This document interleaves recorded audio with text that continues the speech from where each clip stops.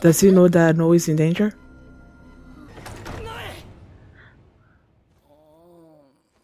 何ですか、バニタス。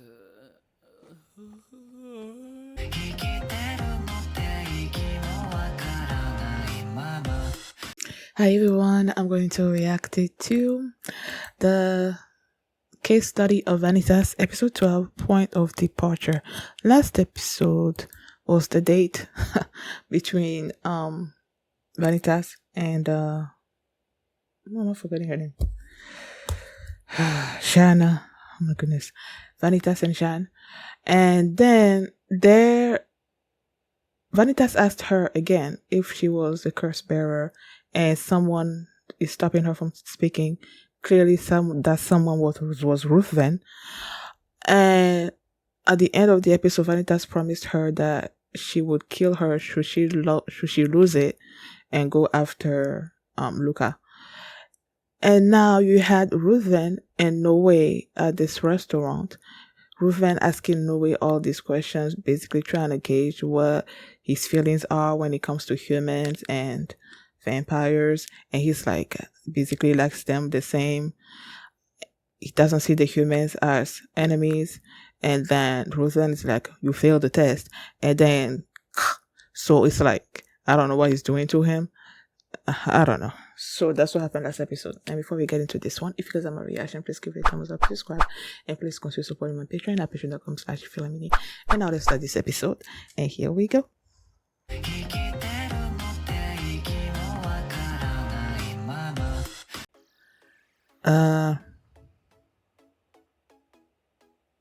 I might be wrong, but I'm just looking at the hair color of this person that's in the hands of charlatan. It feels like this person clearly is accepting of charlatan or something. The way he was petting it, or he was petting, I don't know if it was a boy or a girl. It feels like a girl, but you never know. I was thinking, is this Vanitas's friend? No, whatever number he was, number 69? No, 671. Yeah, number 71 that doctor was working on, that were both saved, that the vampire of the blue moon saved, along with Vanitas. That one that was like basically that is upset with Vanitas for I don't know if he betrayed the vampire of the blue moon or something or other like that, you know. And this person's talking about revenge. I was just looking at the color hair and whatnot. That's why I made the assumption, but I don't know. That person clearly has to come back, right? Unless they're dead, and I don't know. But yeah, so I guess this Beast of Givaudan is like the next big thing, or the next big case that they're embarking on, you know. Like I was saying, I really do not like when, okay, after the date with Shan, and they were walking, Shan wanted to go back and get her hat and parasol or something, and he asked her, excuse me, if he got permission from Luca to come on this date, you know. And she's like, Luca went to see his brother, who they're calling Bestia Loki. Oh, Loki. And that's why she was given the free time to come on this date or whatever. And basically she got this permission from Lord Ruthven. And when he made that connection, the air just sort of like started feeling weird. And I'm like, wait, can he feel Lord Ruthven? Is he there? Like, what realization is he making? And then he's like, started running toward Noe, you know. And then he got into the room and Noe just like falling off the bed. I'm like, so whatever happens, clearly Noe is not going to remember. And that's exactly what happened. They should have give us a flashback of Ruthven sucking on his blood or whatever. And then after he let him go, you see the black mark. I'm like, oh yeah, he's cursing him. And then he's like, okay, um you're gonna promise me like one day of my choosing or whatever. You're gonna do whatever it is that I want you to do. And he said Noah repeated it, and then he did this, and the black mark sort of like became some kind of choke hold around his neck, Noah's neck, and then that's it. So when he did this, in my mind, I'm thinking, okay, he's gonna forget the fact that he did this. He's gonna forget, you know. And then you had Mr. Spider, I believe, that was there, and he was asking Ruben why he didn't kill um Noah, and he's like, because of the Noah's teacher. He usually calls him another name, and that he wants to know why he's keeping an archivist, with him, and something or other like that, and that it's better that if he can use Noe at some point, and that because Noe is young, they can kill him whenever they want or something or other like that. I'm like, I don't like it. Like, I really don't. Now, when Noe, when Dante showed up with the news of this beast of Shivadon, I'm forgetting, that's back or whatever, and they were talking about the case, and you see Noe, like, they keep like cutting between Noe and the blood. At first I wasn't getting it why they were doing it like that. They will be switching between Noe, Dante, and Vanitas, but they were kept focusing on his arm and the blood and everything. And I'm like, why are they doing it like that? And then it dawned on me that he wasn't actually listening to what they were saying. He was focusing on the blood, and then they spotlighted what he was thinking, and they asked him what he was thinking about the case, and he's like, he was sweet. And they're like, huh? So they spotlighted his thinking, and he remembered at one point his friend, what was his friend's name? Oh yeah, he was calling him the shapeless one, the teacher, the shapeless one. That's what he was calling him. But what is Louis? Yeah, Louis was telling him that he needed to get permission from someone before they drink his blood, try to coax the person to give them permission or something or other. And in his coaxing, you can tell where he was leading. And Vanitas is like, if you ever, I'm gonna kill you. If you ever drink my blood to try to get into my memories or whatever, I'm gonna kill you. And at first, and then Vanitas left.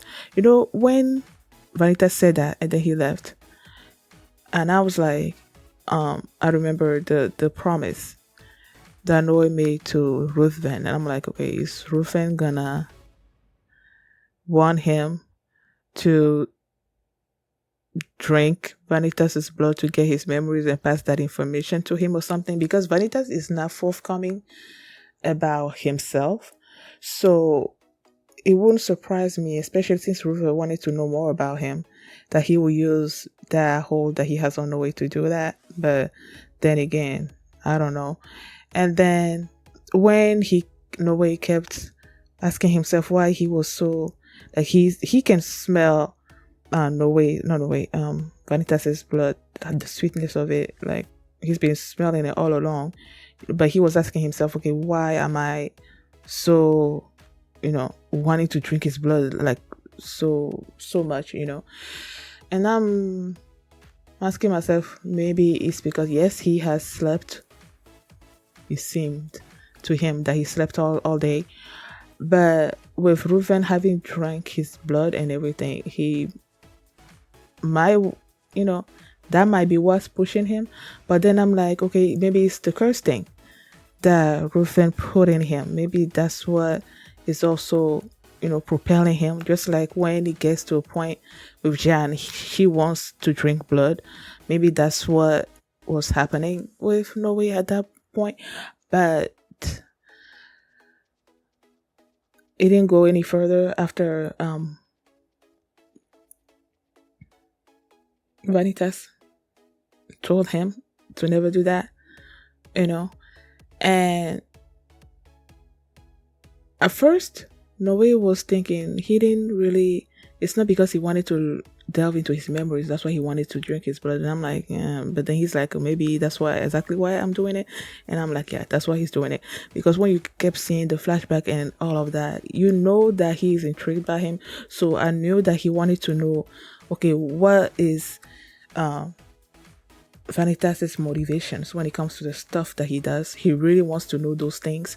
So I knew that's part of the reason, if not the most reason, why he wanted to drink his blood. So the next day, when they were about to leave and go on their journey, there was this awkwardness between them. Vanitas was walking in the front and he was walking in the back, all like dejected and everything. And I'm like, Vanitas is gonna be upset, and that's exactly what happened. And they talked about it, and Vanitas asked Noe if he has to drink from the person directly in order to dwell into the memories of that person. And he's like, yeah, it has to come from the source, but he can get a few emotions here and there when he drinks it, like not from the source, not directly.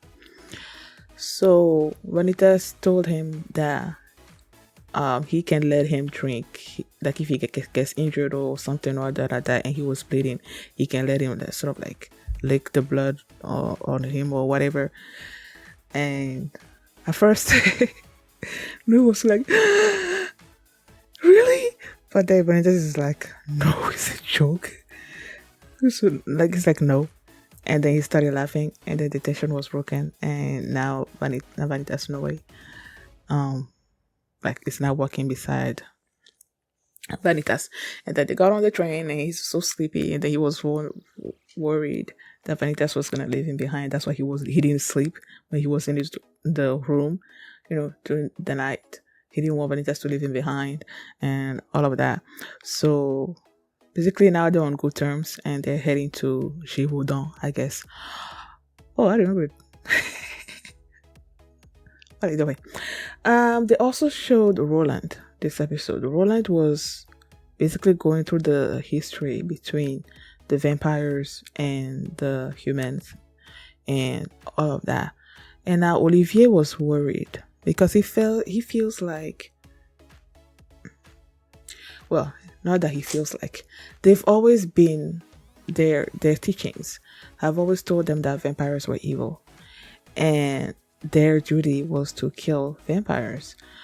But then with Roland having discovered this new side of vampires, especially when it comes to Noe, now knowing that not all vampires were evil, he's like, his beliefs has been shaken. So he's going through all these stories, all their history, reading up on it and everything. And Olivier is trying to stop him. And he also Roland mentioned that he didn't read the forbidden books. So now I'm wondering if there's gonna come a time where he's gonna read those books, and that books is gonna give him maybe a different account of what had happened in the past, and that's basically gonna firmly take him away from the chasseurs things. Like it's gonna make him turn against the chasseurs. I don't know.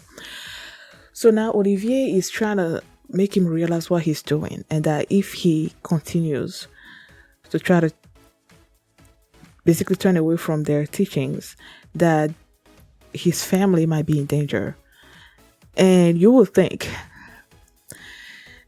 that being told that if you keep going on this path, your family is going to be in danger, you will think that, okay, I don't want to put my family in danger, so I'm going to stop doing what I'm doing. But he's like, how many of you guys do you think I can take on? Basically, if you come after me because I'm trying to do this thing, I'm gonna fight you. That's exactly what he's doing. Like, no one is gonna shake him. No one is gonna stop him from going on this new path. Now that he's found it, no one is gonna stop him. And I applaud him for that. Because I'm like, you see him, he's clearly determined. So yeah.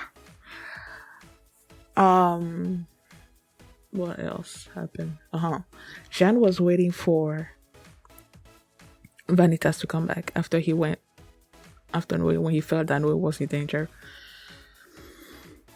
And then Rufen shows up and he's like, he's heard of a vampire that went on a rampage when Jean was in the park and everything.